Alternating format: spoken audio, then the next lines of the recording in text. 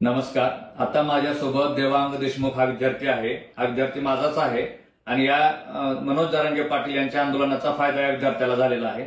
याला कुणबी सर्टिफिकेट मिळालेलं आहे आणि या कुणबी सर्टिफिकेट आधारे याचं ऍडमिशन आज पुण्याच्या नामांकित कॉलेजमध्ये झालेलं आहे। त्या कॉलेजला 1,31,000 फीस असताना याला फक्त 18,000 मध्ये प्रवेश मिळालेला आहे आणि पुढे ओबीसी असल्यामुळे अजून पंजाबराव देशमुख असेल किंवा पोस्ट मॅट्रिक स्कॉलरशिप असेल त्या सुविधा त्याला मिळणार आहेत।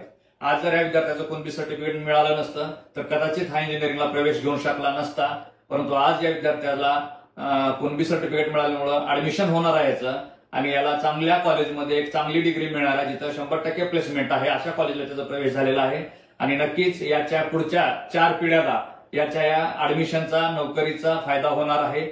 म्हणून म्हणतोय की आमचे विद्यार्थी गरीब विद्यार्थी असतानाही शिकण्यासाठी आम्हाला आरक्षण पाहिजे आणि नोकरीसाठी आम्हाला आरक्षण पाहिजे।